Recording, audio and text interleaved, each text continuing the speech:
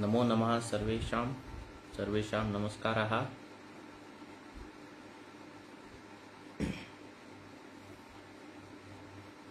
लोगों को जुड़ने के बाद हम वाचन चालू करेंगे।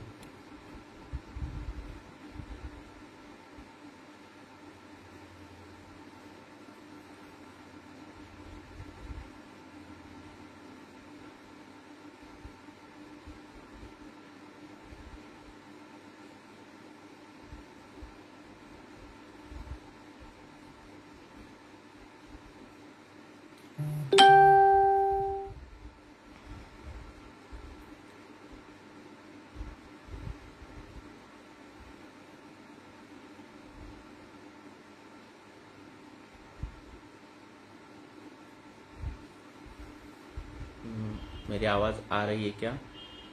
कमेंट में यस बोलो।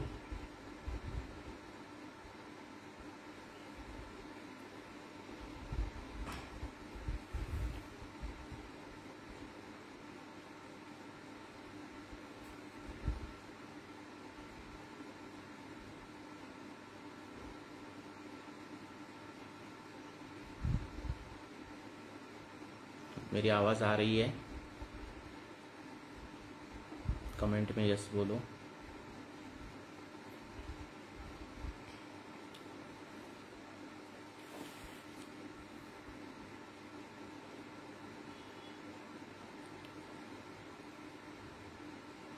मेरी आवाज़ आ रही है क्या? कमेंट में यस बोलो।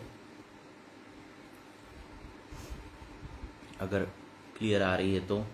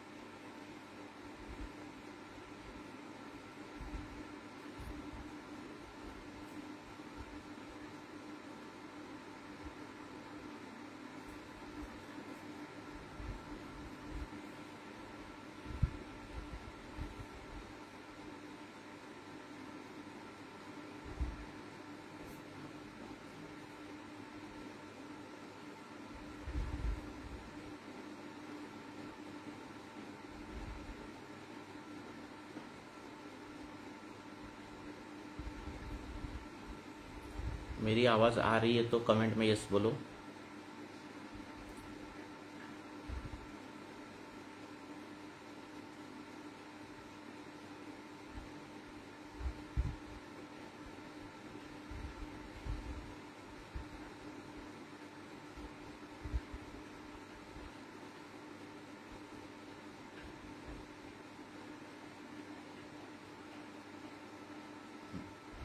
मेरी आवाज़ अगर आ रही है तो कमेंट में यस बोलो।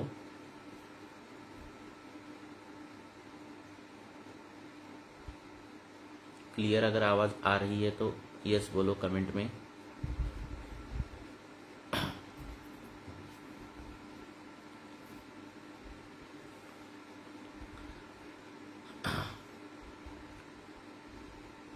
आवाज़ मेरी क्लियर आ रही है क्या? कमेंट में यस बोलो ताकि मुझे पता चले।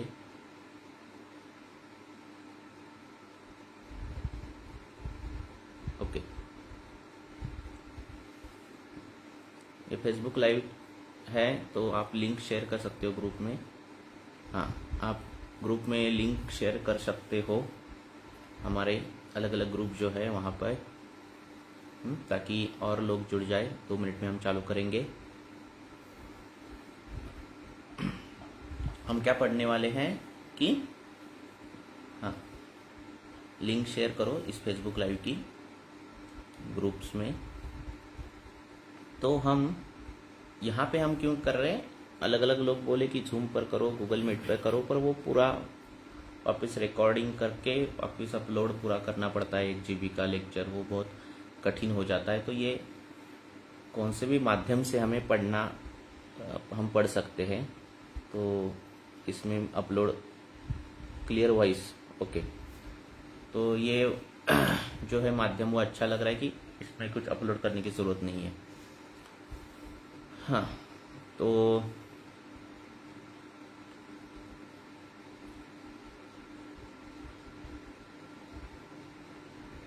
लिंक शेयर कर दो ग्रुप पर ताकि और लोग जुड़े। तो हम अष्टांग हृदय की सर्वांग सुंदर टीका और आयुर्वेद रसायन जो मिलकर बनाई है पुस्तक, तो वो टीका पढ़ रहे हैं हम। और उसमें हमने जो है वो हम इसी पेज पर फेसबुक लाइव करके हमने 38 नंबर का जो श्लोक है, 37, 38, 37 और 38, उस श्लोक के अरुण दत्त की टीका हमने जो है वो पढ़ ली। हम वर्ड टू वर्ड पढ़ रहे हैं और देख रहा हूँ मैं अगले हफ्ते से कि हम रेगुलर कितना कर सकते हैं। ज़्यादा से ज़्यादा रेगुलर करेंगे सर, मानस है।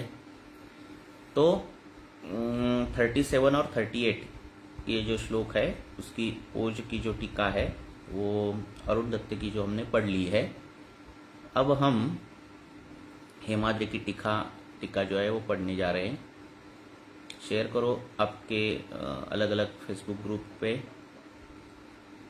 ताकि और लोग जुड़े। नमस्कार सभी को।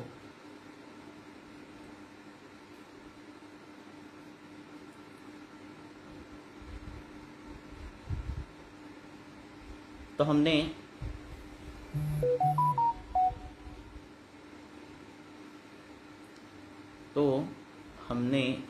जो है, एक मिनट, हाँ,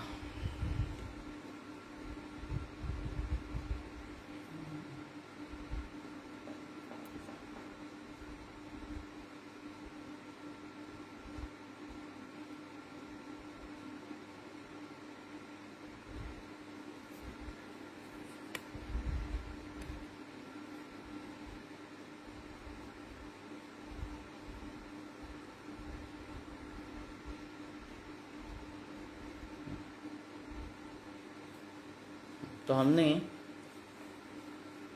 श्लोक नंबर 37, 37 और 38 की अरुण दत्त की टीका पढ़ी।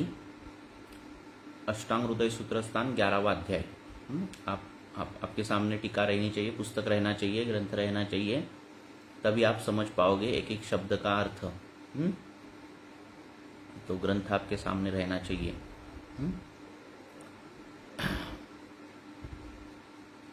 आपके सामने ग्रंथ रहना चाहिए।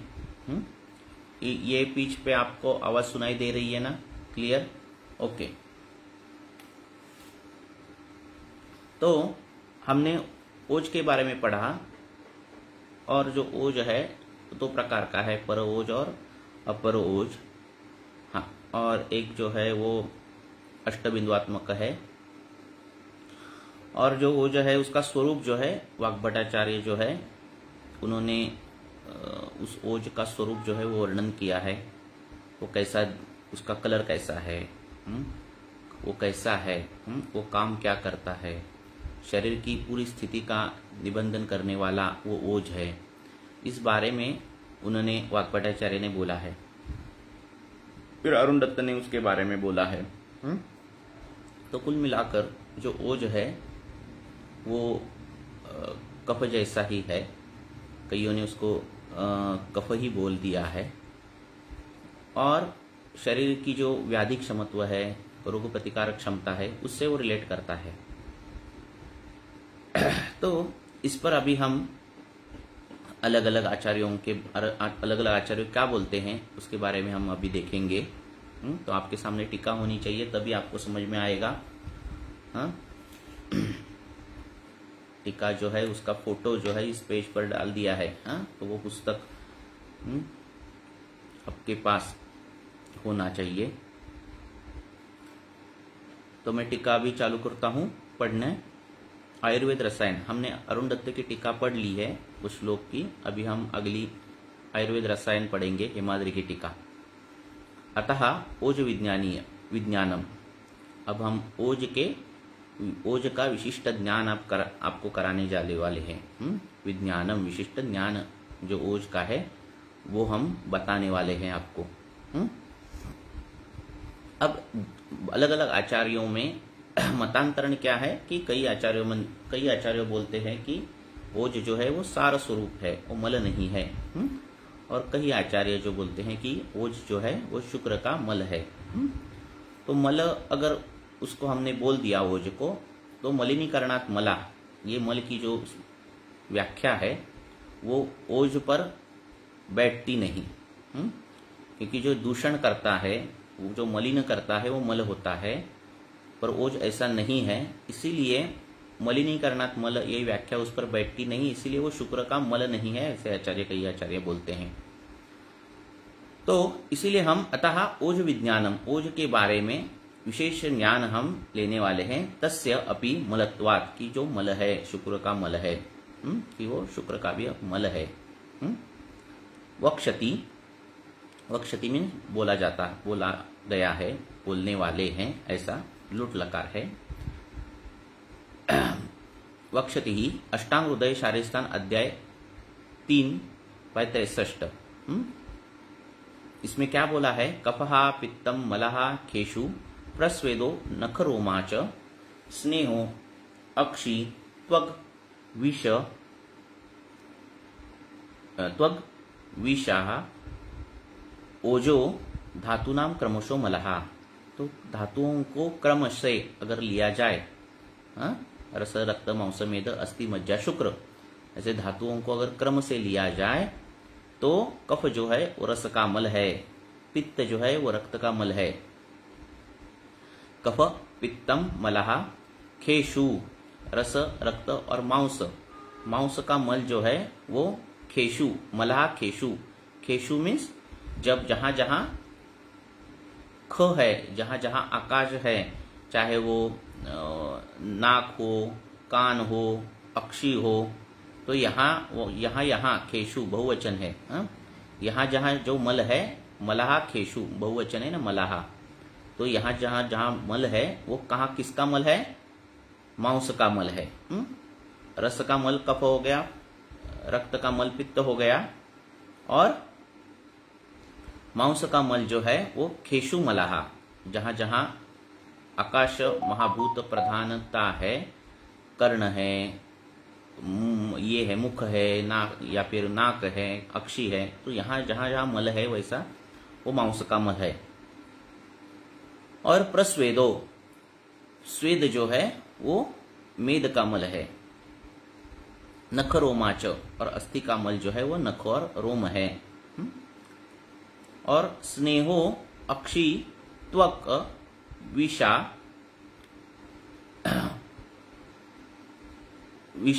विषाम ओजो धातुनाम क्रमशो मलहा। और अक्षी, त्वग और विष मीन्स मल, इनका जो क्या है, इनका जो स्नेह है वो किसका मल है?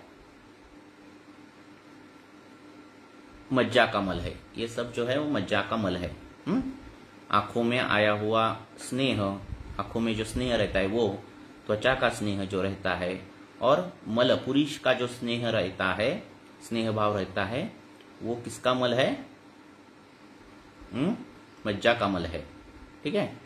और ओजो मीन्स शुक्र, ओज जो है वो शुक्र का मल है।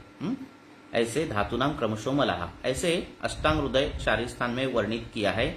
इसीलिए वो बोल रहे हैं कि जो ओज है वो शुक्र का मल है। जैसे हर एक धातुओं का मल बताया है, वैसे ही ओज जो है वो शुक्र धातुओं का मल बताया है। इति यदुक्तम संग्रहे, तो संग्रह में ऐसे बोला गया है, यद उक्तम बोला है कि क्या बोला है, शुक्र से सार ओजहा, क्या बोला है कि शुक्र का जो ओज है वो शुक्र का सार है। कई लोग अभी अष्टांग हृदय में क्या बोला है, मल बोला है, ये बोल रहे हैं शारीर स्थान में संग्रह में कि ये शुक्र का सार है। हा?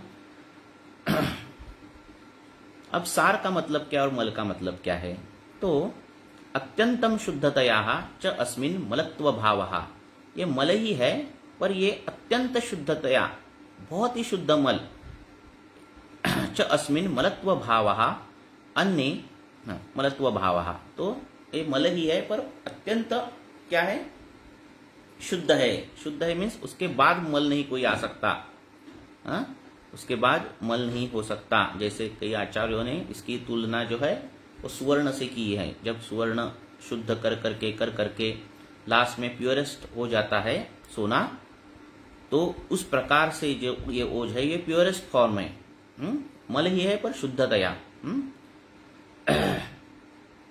तो उसको मलत्व भाव बोला है। क्यों बोला है वो हम आगे देखेंगे। मलत्व भाव या फिर मला भाव ऐसे बोला है, क्यों बोला है वो हम आगे देखेंगे। अन्य मीन्स कोई अन्य आचार्य, ये हेमाद्रि नहीं बोल रहा है, कोई अन्य आचार्य बोल रहे हैं। अन्य पुनरत एव तस्य न इच्छन्ति पाकम, कि उसको उसका बाद में क्या होता है, न इच्छन्ति पाकम, उसका पाक नहीं होता। जैसे रस का पाक होता है, फिर रक्त होता है, रक्त का भी पाक होता है, ऐसे हर धातु का पाक होता है। लास्ट में शुक्र का पाक होके ओज हो जाता है, पर ओज का पाक नहीं होता, ऐसा वो बोलते हैं। न इच्छन्ति पाकम, तो इसलिए वो अत्यंत शुद्धतया है। तो पाक होता है, शुक्र का पाक होने के बाद होता है, इसीलिए उसको मलत्व भाव बोला है, उसको मल भाव बोला है, मल बोला है। बाकी मलिनीकरणात् मला, ये जो वाक्य है वो उसके लिए, ओज के लिए नहीं है। इति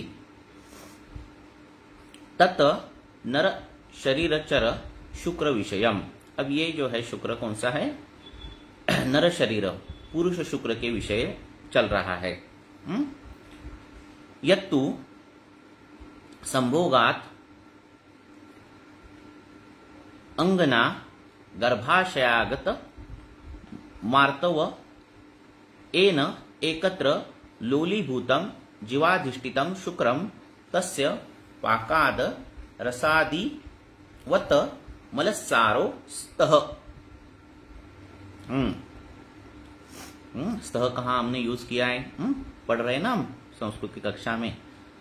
तो क्या होता है कि संभोगात, संभोग के बाद, पंचमी एक वचन, संभोग से क्या होता है, अंगना, अंगना मीन्स संभोग के कारण गमन जो होता है, जब मैथुन क्रिया चालू होती है तब गर्भाशयगत, गर्भाशय में अंदर, मार्तव एन एकत्र, मार्तव मीन्स सॉरी गर्भाशयगतम आर्तवम एन एकत्र, कि गर्भाशय में आर्तव एकत्र हो जाता है, और लोलीभूतम, लोलीभूत मीन्स मिक्सचर हो जाता है, उनका मिक्स हो जाता है, और जीवाधिष्ठितम शुक्रम, और उसमें क्या हो जाता है, शुक्र आ जाता है, और जीव उसमें आ जाता है, जीवाधिष्ठितम, ऐसे शुक्र ये जो अगर आ गया तो तस्य पाकात रसादिवत मलस्सारो स्तः, तो जैसे हम रसादियों का पाक होता है वैसे ही यहां भी क्या हो जाता है, शुक्र का पाक होकर इसके सार से क्या होता है, ओज की निर्मिति होती है, ऐसे उन्होंने बोला है। तो जो हमारा शुक्र है वो दो काम करता है, एक तो गर्भोत्पादक काम करता है और ओजोत्पादक, ऐसे दो काम करता है। तो गर्भ में जब शुक्र शोणित संयोग होता है, लोलीभूत हो गए दोनों, तो क्या हो जाता है, वहां ओज अधिष्ठित हो जाता है। जब जीव अंदर जाता है दोनों के इसमें, तो क्या होता है, ओज की निर्मिति वहां हो जाती है। तो शुक्र दो काम करता है, एक ओज निर्मिति और दूसरी गर्भाशय गर्भ निर्मिति। तत्र मलहा ओजहा सारो गर्भहा। तो यहाँ ओज जो है वो मल होता है और सार भाग जो है वो गर्भ होता है। वैसे ओज क्या होता है, वो सार होता है, पर जब ऐसे गर्भोत्पत्ति होती है तो तत्र मलहा ओजहा सारो गर्भहा। वक्षति ही, अलग अलग पक्ष अनेकांतवाद है। कईयों ने बोला इस समय वो उसको सार बोल सकते हैं, उस समय उसको हम मल बोल सकते हैं। ऐसे अलग अलग एक अनेकांतवाद है। वक्षति ही क्या बोला है, अष्टांग हृदय शारीरस्थान अध्याय 3/65 में। आपके सामने पुस्तक होना चाहिए। मैं बोल रहा हूं, आपको मिल गया है ना सबको, कहाँ पढ़ रहे हैं हम? किसी को नहीं मिला है क्या? कमेंट करो, हम कहाँ पढ़ रहे हैं।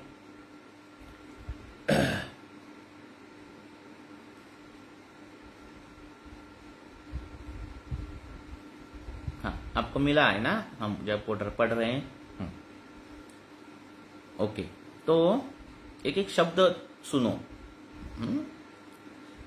एक एक शब्द का मतलब देखो। वक्षति ही बताया है कि रसाद रक्तम ततो मांसम मांसात मेद ततो अस्ति च अस्तनो मज्जा तथा शुक्रम शुक्राद गर्भ प्रजायते।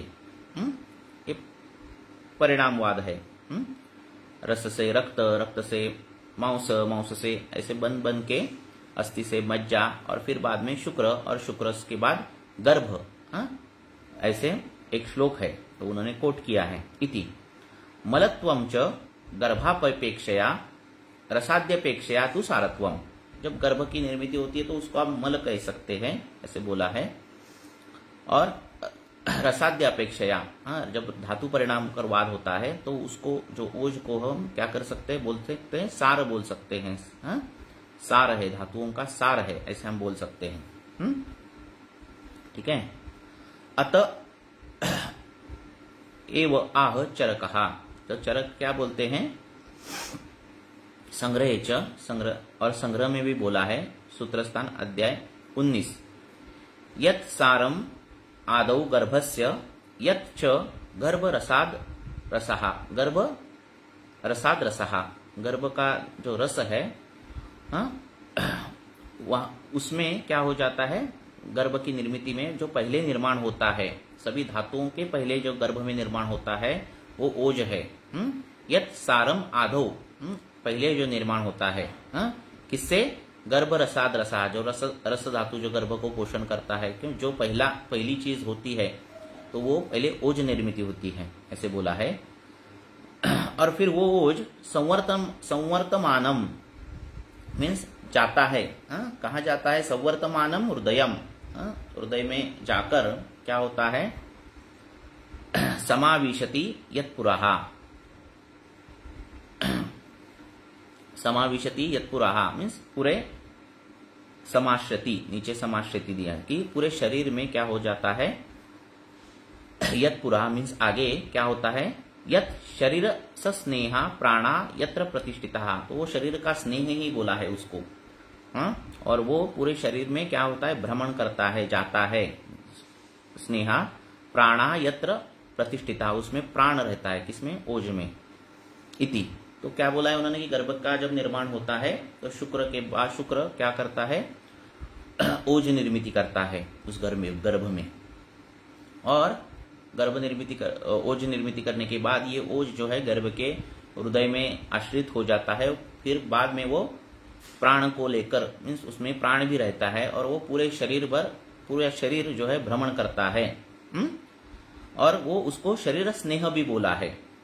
उसको क्या बोला है, शरीर स्नेह। नीचे क्या लिखा है 10 नंबर, रसहा, शरीर स्नेह या फिर शरीर रस।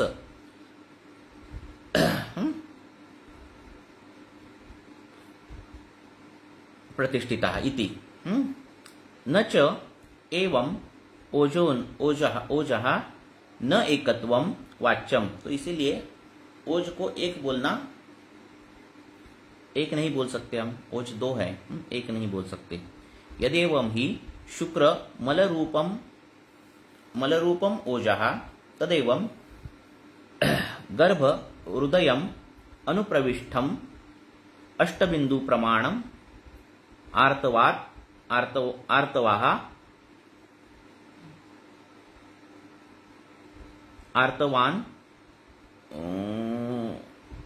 आर्तवाह अनुविद्धत्वाद ईशत रक्तपीतत्वम जीवानुविद्धम जीवशोणितम उच्यते।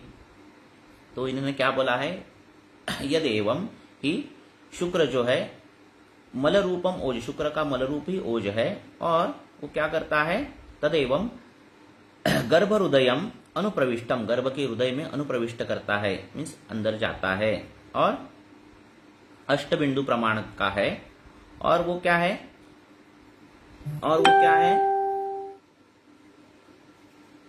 आर्तवम अनुविद्धत्वात्, अनुविद्धत्वात् मीन्स आर्तव का भी उस पर परिणाम हुआ है ना, स्त्री के आर्तव का भी उस पर परिणाम हुआ है, तो अनुविद्ध मीन्स परिणाम हुआ है, तो इसके वजह से वो ईशत रक्त पीतत्वम, वो ईशत रक्त वर्ण का है। अगर वो सोमात्मक है तो श्वेत होना चाहिए, पर वो ईशत पीत, कौन सा है, ईशत रक्त पीतम, कि रेडिश येलो ऐसे कलर का वो है, कौन, ओज, ठीक है।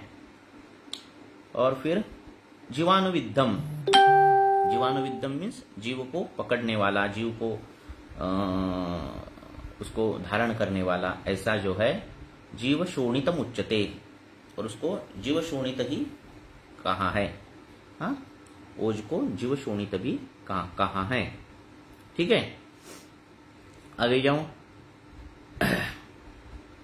उक्तम च तंत्रांतरे, तंत्रांतरों में कहा है,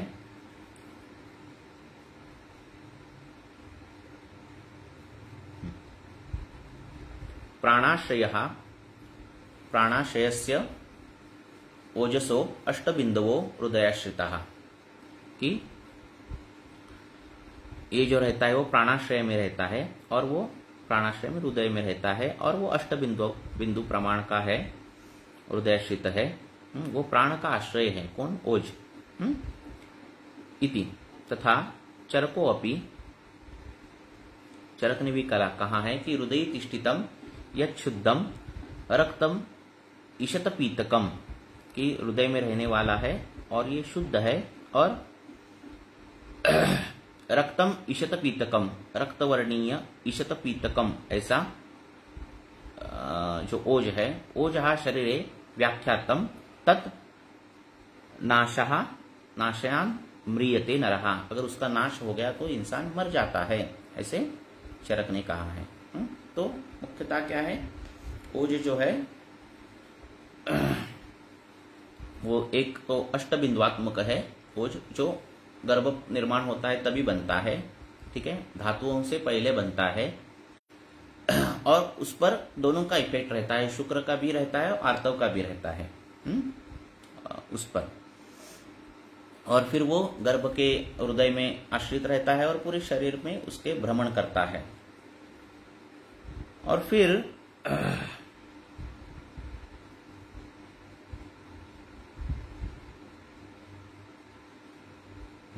ठीक है, कहाँ गए,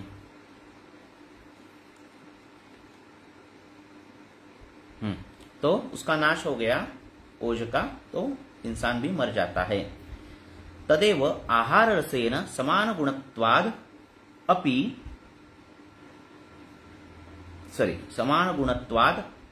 आप्यायितम अर्धांजलि प्रमाणम सर्वदेह व्यापी रसात्मकम उच्यते। और फिर ये अर्धांजलि प्रमाण का जो दूसरा ओज है वो कैसे बनता है, वो रसात्मक ही है, जो शरीर का स्नेह है, जो आहार रस से समान गुणत्वात्, समान गुण के कारण जिसका अप्यायन होता है, जो जिसका पोषण होता है, वो अर्धांजलि प्रमाण है, और वो सर्व शरीर देहव्यापी है, उसको रसात्मक उच्यते, वो रस ही है, और उसको ओज बोलते हैं हम, ऐसा उन्होंने बोला है। यद वक्षन्ति, ऐसे बोला गया है, दशमूल शिरा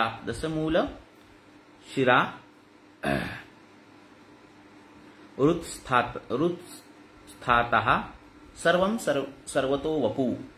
तो ये जो हृदय से लेकर शिराएं जो हैं, 10 शिरा है, तो वहां से वो क्या होता है, ताहा सर्वम सर्वतो वपु, सभी शरीर में वो फैल जाता है। कौन?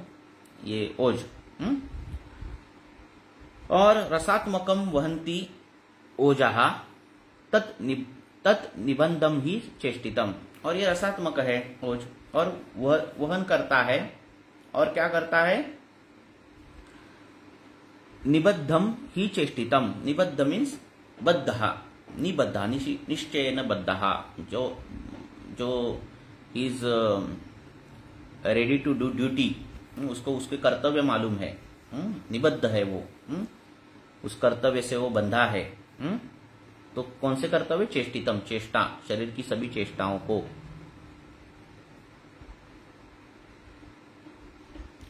मॉडर्न रिसर्च के अनुसार हम, ये प्रश्न है, तो देखो ये ऐसे हम निकाल नहीं सकते कि ये ओज है ना,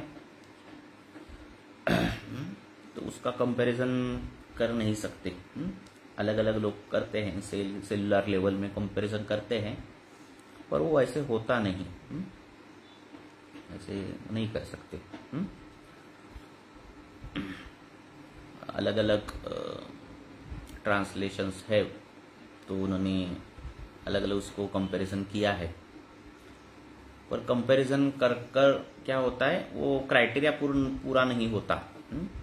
जैसे बोला है ना कि कईयों ने धमनी को नर, कई पुस्तकों में नर करके ट्रांसलेशन आया है, पर वो धमनी जो है वो पल्सेशन उसमें होना चाहिए, धुआंपन होना चाहिए, तो वो नर में नहीं होता। धमनी पोषण करती है, नर पोषण नहीं करता, तो ये कंपैरिजन नहीं होता। तो इसीलिए नहीं होता कुछ कंपैरिजन, ठीक है। और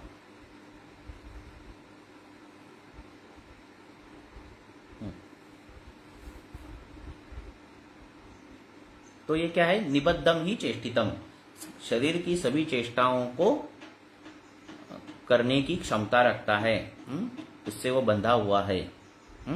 और रसात्मक है, वो रसात्मक ओज है। रसात्मक मीन्स रस के जैसा ही, समान गुणत्वात्, रस के जैसा समान गुण से। अब ऐसे कर सकते कि रस और रक्त, रस एंड होने तक जो स्टेप रहती है, जो तेजात्मक स्टेज है, प्राक रक्त, ऐसे आगे आगे उल्लेख है, जैसे रक्त से ही पहले जो स्टेज आती है, उस प्रकार का एक इसमें हारित संहिता में रस रक्त में होते समय अलग अलग वर्ण दिए हैं, कैसे कैसे वर्ण में परिवर्तन होता है, तो नीचे अभी आगे आगे आएगा, तो उस प्रकार का उसका स्वरूप रहता है, ऐसा आप बोल सकते हो, ठीक है।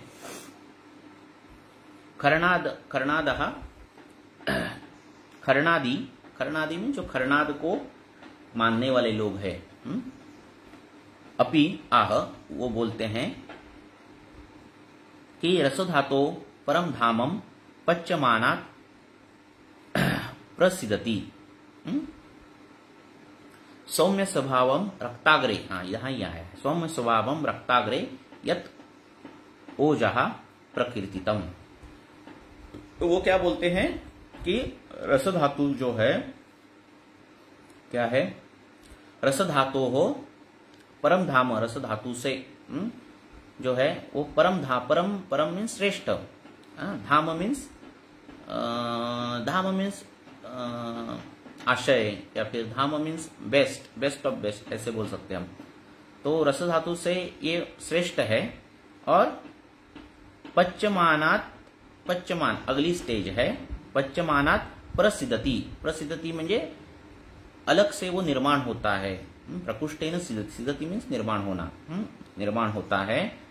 और सौम्य स्वभावम रक्ताग्रे, इसका स्वभाव सौम्य है, और ये रक्ताग्रे, अभी नीचे रक्ताग्रे क्या लिखा है देखो, रक्तोत्पत्ति प्राक, रक्त के निर्मित से पहले, रक्तोत्पत्ति प्राक, रक्त निर्मित से पहले होने वाला जो स्टेज है, अग्रे यत् तत् ओजहा प्रकृतिरम, उसको हम ओज बोलते हैं। ऐसे कौन बोलता है? खरनादी। देखो खरनाद जो है वो भी बुद्धिमान लोग थे, और इनका भी जो क्या है,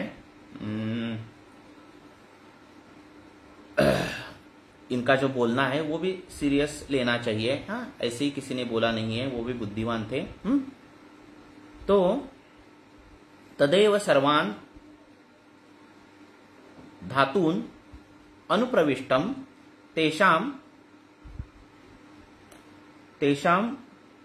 प्रभावः अतिशयम अदधानम तत्तेजम उच्यते। तो ये जो है तदेव सर्वान धातुन, ये जो ओज है वो सर्वान धातुन द्वितीय बहुवचन है। इन सभी धातुओं में क्या करता है? प्रविष्टम, अंदर जाकर, तेषाम प्रभावाति, उनको क्या होता है? प्रभा देता है, उनको ताकत देता है, क्योंकि उसमें तेज है। ये सौम्य होकर भी, सौम्य स्वभाव होकर भी इसमें तेज है, इसमें क्षमता है कुछ करने की। तो वो प्रभावाति प्रभावः अतिशयम अदधानम, अदधानम मीन्स इफेक्ट, उसका इफेक्ट जो है वो सभी धातुओं में हो जाता है ओज का। तत्तेज उच्यते, और इसीलिए वो तेज है। ठीक है, तो क्या करता है? ये सभी धातुओं में भी प्रविष्ट करता है ये ओज, और उन धातुओं को जैसे जीव शक्ति देता है, जैसे उनको प्रभा देता है, जैसे उनको तेजोमय करता है, ऐसा वो ओज करता है। तो इसका इफेक्ट सभी धातुओं पर रहता है। अगर ओज क्षय हो गया तो इसका इफेक्ट सभी धातुओं को झट से दिखेगा। ठीक है, तो इसीलिए वो ओज का कंपैरिजन हम नहीं कर सकते। मीन्स ऐसी कोई एंटिटी जो है शरीर में, जो सभी धातुओं का बल कितना रहना चाहिए, उनकी क्षमता कितनी रहनी चाहिए, वो निर्भर करती है। अगर वो चला गया तो सभी धातुओं, देखो मांस चला गया तो झट से सभी धातुओं पर प्रभाव नहीं पड़ेगा। रक्त गया तो थोड़ा पड़ेगा, क्योंकि रक्तम जीवितम है, उसका काम ही जीवित है। वैसे भी ओज का है कि ओज गया तो सभी धातुओं में, धातुओं का तेजोमयत्व जो है, ताकत जो है वो कम हो जाएगी। यद आह सुश्रुतः, सुश्रुत ने क्या कहा है?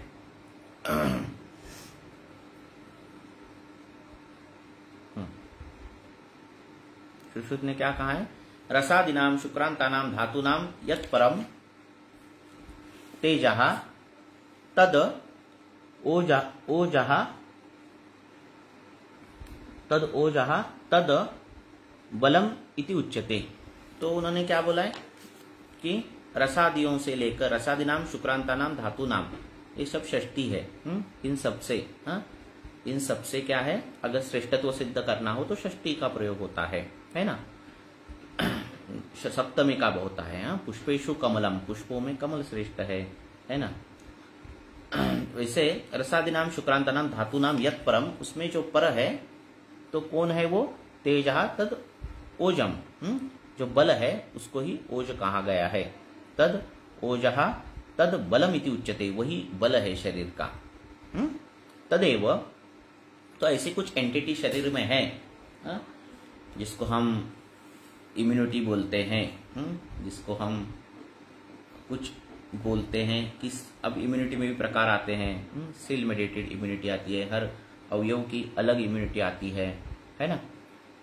तो ऐसी कुछ एंटिटी है शरीर में जो सभी धातुओं को बल देने वाली है, जिसको बल ही हम बोल सकते हैं। अगर उस पर कुछ आघात हुआ, उस पर उसका क्षय हुआ तो व्याधि होने की शक्यताएं ज्यादा है, मृत्यु होने की शक्यताएं ज्यादा है।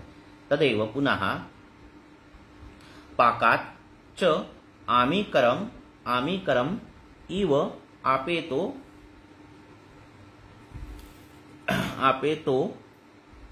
उपाधि मलम अत्यंतम शुक्रसारा उच्यते।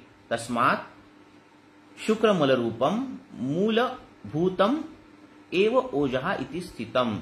तो पुनः पुनः पाकात, पाक मीन्स बार बार पाक होकर रस का पाक हो गया, फिर रक्त का पाक हो गया, मांस का, मेद का, अस्थि का, मज्जा का, ऐसे बार बार बार बार पुनः पुनः पाक होने के कारण क्या होता है, वो जो है च क्या होता है, आमीकर मीन्स आम मीन्स वो आम नहीं है, बार बार होने के बाद क्या होता है, वो प्योरेस्ट हो जाता है और फिर उसको क्या होता है, आमीकर इव अपेतो, तो वो फ्री हो जाता है। किससे फ्री हो जाता है, मलों से फ्री हो जाता है, इम्प्योरिटी से फ्री हो जाता है और फिर वो मल जो है, वो जो मल है मीन्स जो ओज है वो अत्यंतम शुक्र सारा उच्चते, शुक्र का एकदम प्योरेस्ट फॉर्म होता है, ऐसे अलग अलग आचार्य बोल रहे हैं। हाँ, तस्मात् शुक्र मल रूपम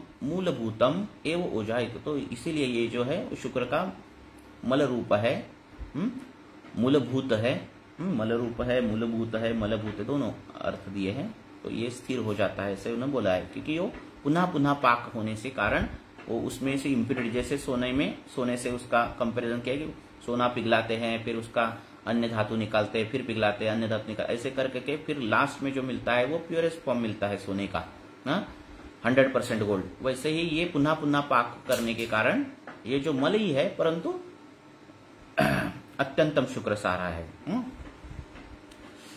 तो यदुक्तम चरकेण, चरक ने बोला है कि क्या बोला है, प्राकृतस्तु बलम श्लेष्मा विकृतु मल उच्यते, जब श्लेष्मा जो प्राकृत रहता है तो वो बलवान बल रहता है और विकृत अगर हो गया तो उसको मल ये संज्ञा दी जाती है श्लेष्मा को।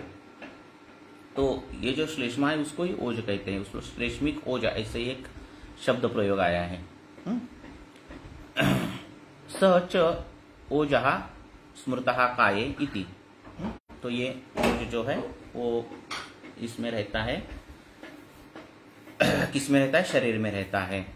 तद ओजो हेतुत्वात् श्लेष्मणाः ओजस्त्वम् आयुः घृतम इतिवत्, इसका मतलब क्या है, शब्द देखो, तद ओजो हेतुत्वात् श्लेष्मणाः ओजस्त्वम्,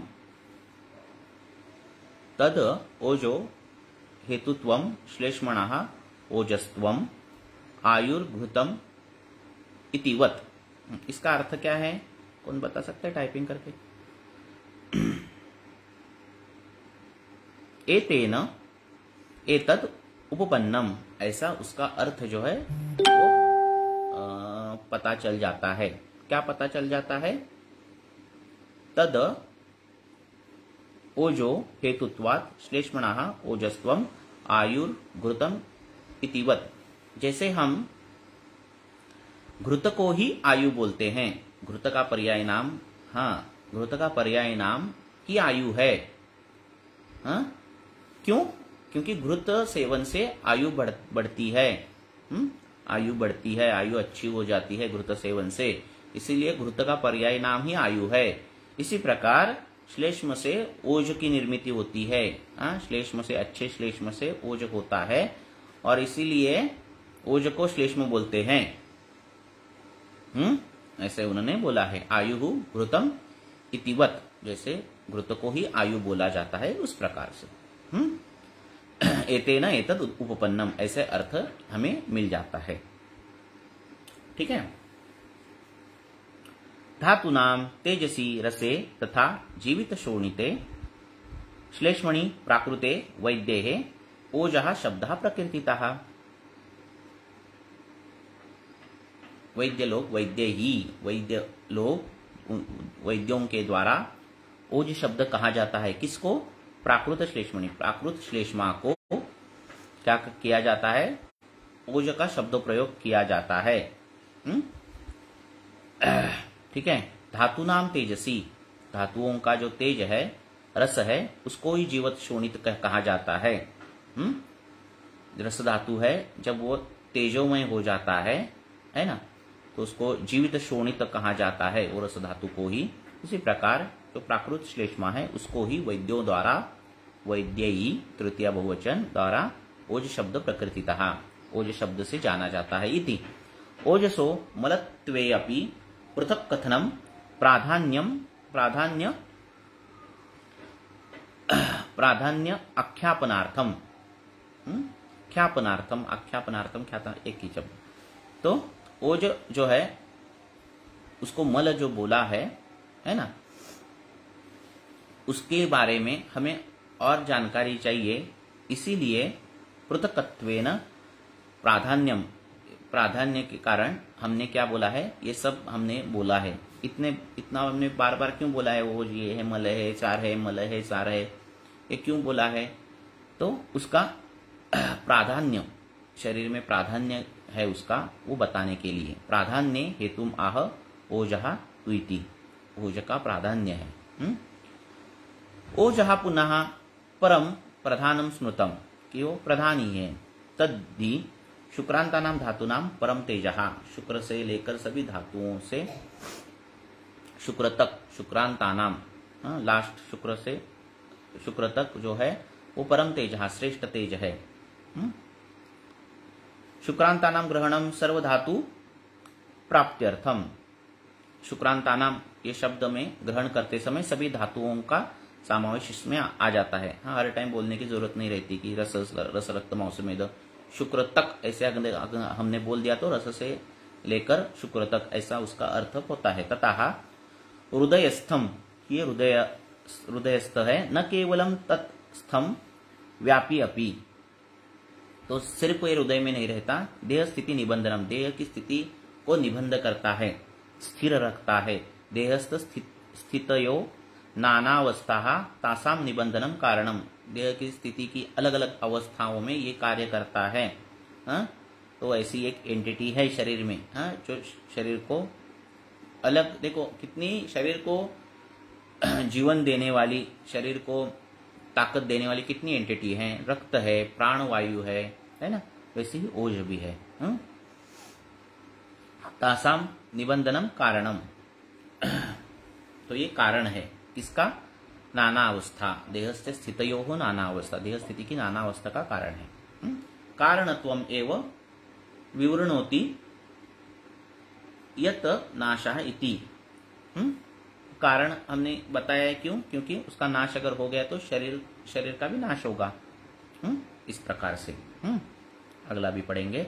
यहां तक किसी को कोई डिफिकल्टी है? आवाज आ रहा है क्लियर?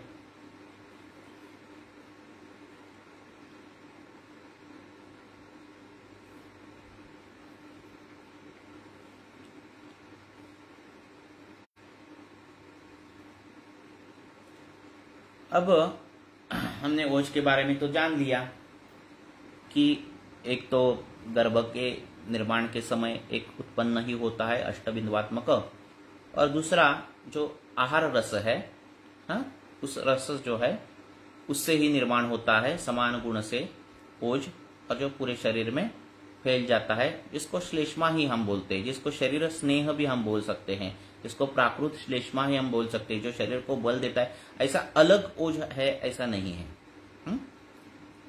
जो दूसरा ओज है, श्लेष्मिक जो ओज है वो श्लेष्मा ही है। श्लेष्मिक ओज में श्लेष्मा जैसा ही है, शरीर का स्नेह है, शरीर का प्राकृत श्लेष्मा है, जो शरीर को बल देता है और जिसका पोषण आहार रस से होता है। और दूसरा जो है वो अष्टबिंदुवात्मक है, जो जब गर्भ निर्मित होती है तभी वो निर्माण हो जाता है। शुक्र और शोणित के संयोग के कारण हो जाता है। शोणित का भी उस पर प्रभाव रहता है। उसका रंग जो है तो उस प्रकार का रक्त ईशत पीतम, रक्त वर्णीय वो रहता है। ठीक है, इधर तक समझ आया? ओज का कंसेप्ट क्लियर हो गया। और ये जो ओज है वो सभी धातुओं में रहता भी है, घूमता है शरीर भर, पूरे शरीर भर, और सभी धातुओं को ताकत देने वाला है। सभी धातुओं को तेज देने वाला है। तेज का मतलब तेजो भाव, रजो भाव देने वाला, कुछ कार्य करने की क्षमता रखने वाला, ऐसा भाव देने वाला है। तो अगर उसका क्षय हो गया तो मनुष्य को व्याधि होगा, मनुष्य मर जाएगा। उस प्रकार से वो ओज है। ठीक है,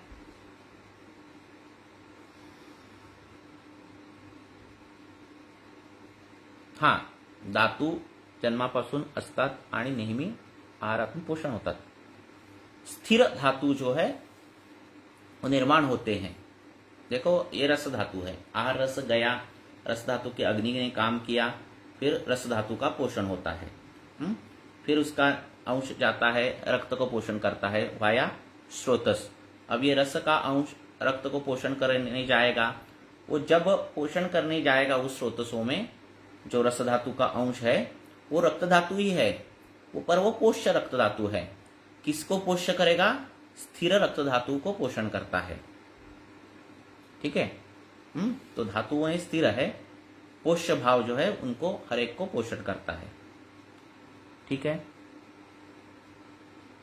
आहार से ही पोषण सभी का होता है। ठीक है। तो उस ऐसा एक देखो ना, ऐसे रस रक्त मांस में अस्थि में जैसे एक ऐसे अगर आपने रूम्स बनाए, तो उस रूम्स में जाने के लिए एक ये है, एक क्या बोलते हैं इसको, एक गली है। गली है, सब देखेंगे। तो आहार ये रस हो गया, फिर रस का एक अंश गया रक्त को पोषण करने, तो रक्त के गली में जो जाएगा, रक्त वहनाम श्रोतसाम, जो जा रहा है वो रक्त धातु ही है, पर वो पोष्य रक्त धातु है। उसका काम है रक्त को पोषण करना। फिर मांस धातु, ये भी पोष्य मांस धातु है, उसका काम है मांस को पोषण करना। इसलिए अस्थि वहनाम भी श्रोतस है, अस्थि धातु भी वहन करता है, पर वो पोष्य रूप में है। वो किसका पोषण करता है? अस्थि धातु का पोषण करता है। ठीक है। तो ये अगर कंसेप्ट हमें पता चल गया कि एक धातु पोष्य धातु उस स्थिर धातु का पोषण करता है, तो हमें स्रोतसों में अगर बिगाड़ हो गया तो उस प्रकार का विचार हम कर सकते हैं। ठीक है। अस्थि व स्रोतसों में बिगाड़ अगर गया, बिगाड़ आ गया, कुछ भी उसकी कारण है ना, अस्थि व स्रोतसों की दुष्टि कारण, तो उसमें अस्थि धातु का भी क्षय होगा, क्योंकि उसको पोष्य भाव नहीं मिलेगा धातुओं को। ठीक है। तो इसी प्रकार आगे जाऊं। इधर तक समझा?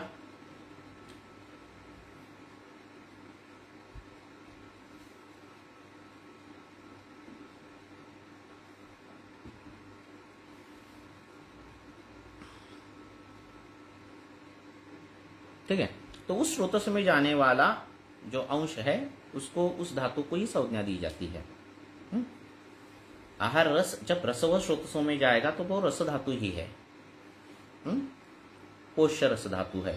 जो आगे जाएगा वहां रस धातु की क्या है, रूम है, वहां बीच में अग्नि है, रस धातु अग्नि। तो ऐसे का ऐसे नहीं पोषण होगा, उसका पाक होगा। तो उसके समुख जो गुण लेने हैं वो लेगा। आहार रस जितना चाहिए, पृथ्वी में महाभूत कितना चाहिए, आप महाभूत कितना चाहिए, अलग अलग महाभूत कौन से कितने कितने चाहिए, वो सब उस पर प्रक्रिया होगी। और फिर रस धातु स्थायी रस धातु होगा। हृदय ये स्थायी रस धातु का अवयव है, हृदय ये स्थायी रस धातु का अवयव है, ये स्थायी रस धातु बनेगा। फिर इसके दो पार्ट होंगे, एक मल स्वरूप हो जाएगा, फिर रक्त का पोषण होगा, फिर उस कैनल में जाएगा, रक्त व स्रोतसों में जाएगा, तब वो रस धातु जो है वो रक्त धातु कहलाएगा। और उसको रक्त का पूरा वर्ण मिलने तक उसके वर्णांतर जो है उसका भी वर्णन किया है कि कौन से वर्ण मिलेंगे। ठीक है।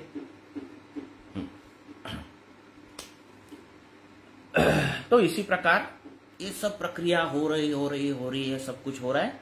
और फिर लास्ट में शुक्र आ गया, वो पहले से ही प्योर है। और ये शुक्र धातु जो है वो ओज का पोषण करता है। इससे आगे जो बनता है वो ओज ही बनता है, उसके आगे कुछ बनता ही नहीं, ये लास्ट। ठीक है। तो इसी प्रकार गर्भोत्पादन अगर नहीं किया उसने तो वो ज्यादा से ज्यादा ओज का पोषण करेगा। ठीक है। इसलिए वो ब्रह्मचर्य का महत्व है और ये सब कुछ है। और कुछ प्रश्न है क्या?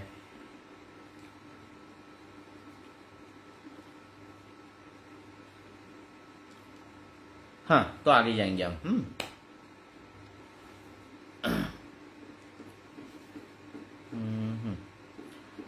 अब 39, श्लोक नंबर 39। ओजा क्षीयेत, क्षीयेत क्षीयते क्षीयन्ते। तो ओज जो है उसका क्षय हो जाता है। क्षयेत कब? कोप, क्षुधा, क्षुद्ध, ध्यान, शोक, समाधिभिः। ये कारण है।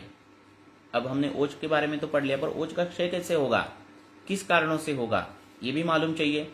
जो रुग्ण व्यवहार में हम प्रैक्टिस में देखते हैं, तो ये कॉमन कारण बहुत से रहते हैं। कोप, चिढ़ना, राग राग करनारे रुग्ण, बहुत चिढ़के जो रहते हैं, वो ओज क्षय का कारण है।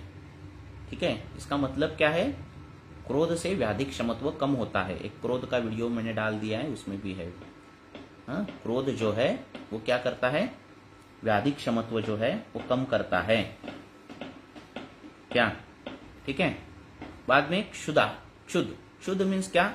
जब भूख लगती है तब खाना चाहिए, है ना? ठीक है, भूख लगती है तब खाना चाहिए। तो बार बार लंघन करने वाले रुग्ण जो है, उनका भी क्या हो जाता है? ओज जो है वो क्षीण हो जाता है। ठीक है ना? फिर ध्यान। ध्यान मीन्स एक ही चीज का विचार करना। बहुत से औरतें, अभी जो 60-70 साल की औरतें हैं, है ना, फिर वो चिंता करती है, मेरे बच्चे का क्या होगा, बच्चे के बच्चे का क्या होगा, उसके बच्चे का क्या होगा। इसको बोलते हैं ध्यान। अति चिंतनम। या अति चिंतन जो है वो ओज क्षय का कारण है। ऐसे रुग्ण जब आते हैं और आपको लगता है ना कि काम नहीं कर रही है दवाइयाँ, बोलते हैं ना लोग, बहुत वो सोचते बहुत है, काम नहीं कर रही है दवाइयाँ, ये क्यों होता है? ओज क्षय हुआ रहता है। तो ओज क्षय के कारण क्या हो जाता है? धातुओं का बल भी कम होता है, रोग प्रतिकारक क्षमता कम हो जाती है ना? तो ध्यान करने वाले, शोक, सदैव दुखी लोग रहते हैं, सदैव दुखी ऐसे लोग जो रहते हैं, है ना?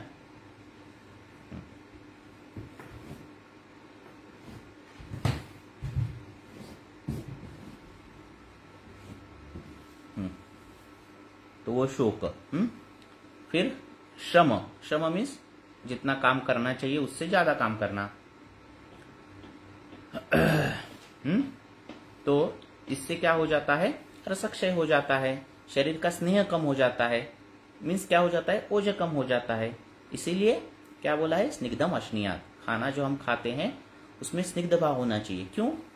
क्योंकि उससे अच्छा रसधातु अच्छा होगा, रसधातु अच्छा बनेगा, स्नेह शरीर में अच्छा बनेगा, और डायरेक्टली क्या होगा? ओज अच्छा बनेगा। इसीलिए ये जो है, कहाँ आ गया मैं? शोक श्रमादि भी। तो श्रम ज्यादा करने वाले जो लोग हैं, खाना कम और श्रम ज्यादा, तो उनमें भी क्या होता है? ओजक्षय के लक्षण दिखते हैं। श्रमादि भी, ये बहुवचन है, इसका मतलब और भी बाकी की चीजें ग्रंथकारों को अपेक्षित है, जो शरीर का स्नेह भाव कम कर देती है, जो शरीर में वातवृद्धि उत्पन्न कर देती है, जो शरीर में कफ का प्रमाण कम कर देती है। ऐसी सभी चीजें जो है, तो वमन के व्यापक देखो, उसमें मृत्यु हानि हो जाती है, क्योंकि हम पूरा कफ ही अगर ज्यादा निकला तो शरीर में रुक्षता आ जाती है, स्नेह भाव कम हो जाता है, साक्षात परिणाम ओज पर आ जाता है। ओके, तो इस प्रकार से ओज का क्षय होता है। विविते दुर्बलो अभीक्षणम ध्यायति व्यथितेन्द्रियः। और फिर ये क्षय होने के बाद क्या होता है? विभेति। विभेति मीन्स त्रस्यति, डरना, डरे हुए लगता है इंसान, वो डरता है, डरा डरा रहता है। दुर्बलो, दुर्बलो मीन्स जिसका बल कम है वो। अभीक्षणम, अभीक्षणम मीन्स बार बार। अभीक्षणम क्या? अभीक्षणम ध्यायति, बार बार वो चिंता करता है। देखो, चिंता करना ये ओजक्षय का भी कारण है, और ओजक्षय होने के बाद भी रुग्ण चिंता करता है। कार्य कारण जो है, तो चिंता ये ओज का कारण भी है, और बार बार चिंतन करना ये ओजक्षय में भी पाया जाता है। तो दोनों एक दूसरे के हाथ में हाथ डाल के चलते हैं। व्यथितेंद्रिय, व्यथितेंद्रिय मीन्स क्या? हृदयादि स्थानेषु व्यथावान की दर्द होता है, हृदय में दर्द होना, क्योंकि वहां ओज का स्थान है इसलिए। दुच्छायो दुर्मनारुक्षो भवेत् क्षामश्च तत्क्षय। तो दुच्छाय उसकी जो कांति है वो मलिन कांति रहती है। आपने रिनल फेल्यूर के पेशेंट देखे होंगे और ऐसे पेशेंट देखे, पूरा ये काला काला हो जाता है, ये काला हो जाता है, ऐसे कांति पूरी कांति हानि दिखती है ना। दुच्छायो दुर्मना मीन्स गतोत्साह, जिनका उत्साह ही गया है। पेशेंट बोलते कि अभी मुझे जीने की इच्छा नहीं है, तो वो दुर्मन है। गतोत्साह। रुक्षता आ जाती है, किडनी फेलियर के पेशेंट में आप देखते होंगे। तो स्नेह का अभाव से होने वाला जो व्याधि है वो व्याधि ज्यादा है, इसीलिए स्नेहा भाव चाहिए मन में, शरीर में। भवत क्षामश्च तत्क्षय, और क्षाम हो जाता है इंसान। क्षाम मीन्स कृशांग, मीन्स पतला हो जाता है। किसके? तत्क्षय, उसके क्षय से, ओज के क्षय से। इसीलिए व्यायाम करना भी जरूरी है। और स्निग्धम अश्नियात, आहार जो है उसमें घृत का सेवन काफी होना चाहिए। पहले के जमाने में लोग घृत सेवन करते थे, वो बहुत, वो जो चमचा है वो भी बड़ा था, इतनी मात्रा में घृत सेवन करते थे। तो जीवनीय औषध क्षीर रसाद्या तत्र भेषजम, तो उसका ट्रीटमेंट भी उन्होंने दी है। तो ओज की ट्रीटमेंट क्या है? रस वृद्धि की ट्रीटमेंट है। कफ वृद्धि की ट्रीटमेंट, कफ वृद्धि करना है, रस वृद्धि करना है। जीवनीय औषध क्षीर, जीवनीय औषध क्षीर, इससे सिद्ध क्षीर जो है। रसाद्य मीन्स रसाद्य हम निदान स्थान में पढ़ा है। जब रस सेवन है तो वो मांस रस लेना है। तो मांस रस सेवन ये जो है ये इसकी ट्रीटमेंट है। किसकी? ओजक्षय की। इसकी टीका पढ़ेंगे और रुकेंगे हम। कुछ प्रश्न है तो अभी भी डाल दो टाइप करके। ओजः कोपादि भी क्षीयेत, तो कोपादि भी कारणों से ओज जो है उसका क्या हो जाता है? क्षय हो जाता है। तत्क्षये तस्य ओजसा क्षये बिभेति दुर्बल इत्यादि लक्षणम। तो ये लक्षण दिए हैं, ठीक है, ओज क्षय के। जीवनीय औषध आद्य तत्र भेषजम, तो जीवनीय औषधि आदि जो है ये जो है उसकी ट्रीटमेंट है। जीवनीय औषधानी, जीवन्त्यादिनी दश जीवन संज्ञानी, तो जीवनीय गण जो है तो वो भी इसमें आ जाएंगी। तथा अन्यानी यानी मधुराणी क्षीराणी द्रव्याणी तानी तानी सर्वाणी। ये नहीं लिखा है, मैं बोल रहा हूं। तो जो मधुराणी क्षीराणी द्रव्याणी जो है क्यों मधुराणी? क्योंकि मधुर रस जो है वो जीवनीय है, कफवर्धन करने वाला है, सर्व धातुओं का वर्धन करने वाला है। इसीलिए जो मधुराणी क्षीरादिनी द्रव्याणी जो है मीन्स दूध की बनाई चीजें, घृत, नवनीत, ये सभी जो है ये क्या है? ये सभी जो है ओजक्षय में उसका प्रयोग करते हैं।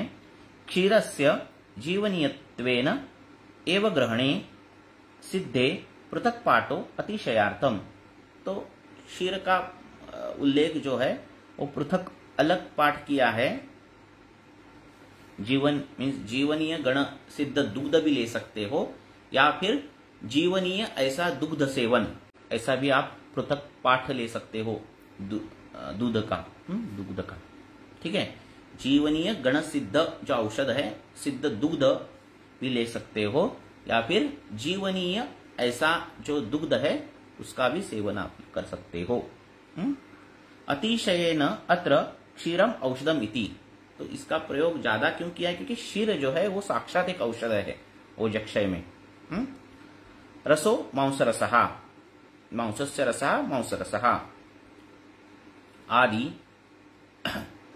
ग्रहणेन काकांडोल आत्मगुप्ता घृतादि परिग्रह। तो आदि में क्या क्या लेना है? काकांडोल मीन्स ये अपनी आत्मगुप्ता की वैरायटी है। मीन्स अपना कवच भी, वो, या फिर घृत, ये भी सब चीजें आएंगी। जो मधुर है, शीत है, स्निग्ध है, वो सभी चीजें इसमें आ जाएंगी। किसमें? ओजक क्षय के चिकित्सा में। अब आयुर्वेद रसायन। क्षय हेतुन आह ओजहा क्षयतीति क्षुत बुभुक्षा ध्यानम चिंता। आदि शब्दात, आदि शब्द से में क्या क्या आता है? भ्रम,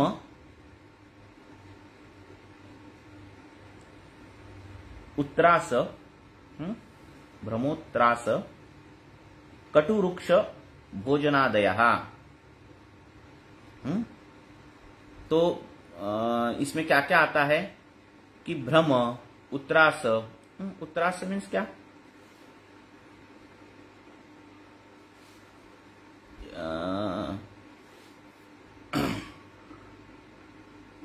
भ्रमोत्त्रास, भ्रमोत्त्रास मीन्स बार बार एक इंसान को डिमोटिवेट करना, ये भी जो चीज है वो भी इसमें आ जाती है। बार बार बोलना कि तू नहीं कर सकता, तू नहीं कर सकता। तो ये त्रासन जो है, जो मन में क्या कर देता है, मन को दूषित कर देता है, तो ये सभी उसमें आ जाता है। ये भी शब्द, ये भी जो चीजें हैं वो ओजक्षय में आ जाते हैं। और कटु रुक्ष भोजनादयः, बहुत तीखा खाने वाले, और रुक्ष खाने वाले जो लोग हैं, तो उसमें भी ये ओजक्षय का ओजक्षय दिखता है। इसलिए कभी भी रुक्ष अन्न नहीं सेवन करना चाहिए। कई प्रांत है अलग अलग प्रदेश के जो सूखी भाकरी खाते हैं या फिर सूखी सब्जी खाते हैं, ऐसे रोज खाने वाले लोग हैं, सूखा सूखा खाते, तो ऐसा नहीं खाना है आयुर्वेद के अनुसार। ओजः क्षयम लक्षयति बिभेतीति, बिभेति त्रस्यति, त्रासन होना, त्रा धातु में डरना।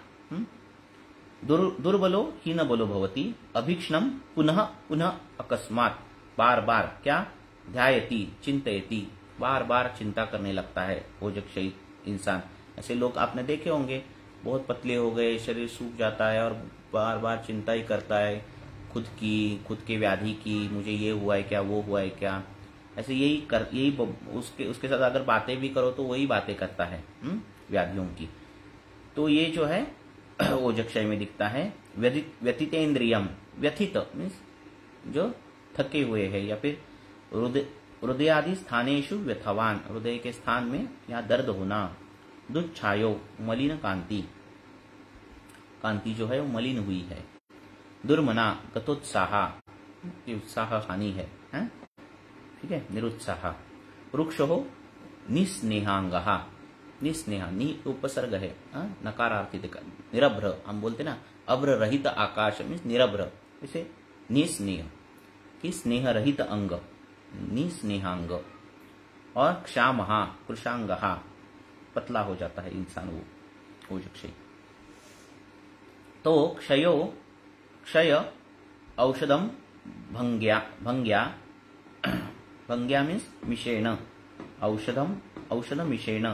तो क्षय में जो औषध है वो क्या है? वृद्धि हेतुन आह, कि वृद्धि करनी है, कि जीवनीय इति, कि जीवनीय औषधों की द्वारा वृद्धि करनी है। जीवनीय, जीवंती आदयः, जीवनीय मीन्स जीवंती भी, आदि जीवनीय गण के भी आ जाते हैं, जीवंती, ऋषभक, काकोली, शिर काकोली, ये सब भी आ जाता है। और जीवनीय गण, जीवनीय ऐसे दुग्ध भी आ जाता है। और रसो मीन्स मांस रसः, आदि शब्दादयः, शब्देन शर्करादयः, शर्करादि जो चीजें हैं, जो मधुर है, मन को आह्लादन करने वाली जो चीजें हैं, वो भी जो है वो शारीरिक भाव और मानसिक भाव भी इम्पोर्टेंट है ओज बढ़ाने के लिए। शारीरिक भी और मानसिक भी, मीन्स शांत रहना, ये भी ओज की वृद्धि हो सकती है। ध्यान करना, इससे भी ओज की वृद्धि हो सकती है। आनंदी रहना, हंसना, मन को प्रसन्न रखना, ये भी ओज की वृद्धि इससे भी ओज की वृद्धि हो सकती है। बिना चिंता युक्त जीवन जीना, इससे भी ओज की वृद्धि हो सकती है। शरीर के बल से कम काम करना, मीन्स जितना अपना बल है उतना व्यायाम करना, इससे भी ओज की वृद्धि हो सकती है। तो ओज की वृद्धि होने के लिए विहार भाव जो है, विहारज भाव जो है वो भी महत्वपूर्ण है। ठीक है, तो कई लोग ऐसे रहते हैं ना कि विरुद्धाचरण करते हैं, ऐसे होते हुए पर आनंदी रहते हैं, मन से एकदम प्रसन्न रहते, किसी की चिंता नहीं करते, कुछ नहीं करते। तो दूसरा जो भाग है विहारज भाग, वो भी उनके ओज की वृद्धि करता है। हाँ, तो उससे भी उनकी ओज की वृद्धि होती है। तो दोनों चीजें महत्वपूर्ण है। सिर्फ सात्विक खाना, टाइम पे खाना, नियत काल भोजन सब करना, विरुद्धाचरण इतना काफी नहीं है आपकी हेल्थ बढ़ाने के लिए।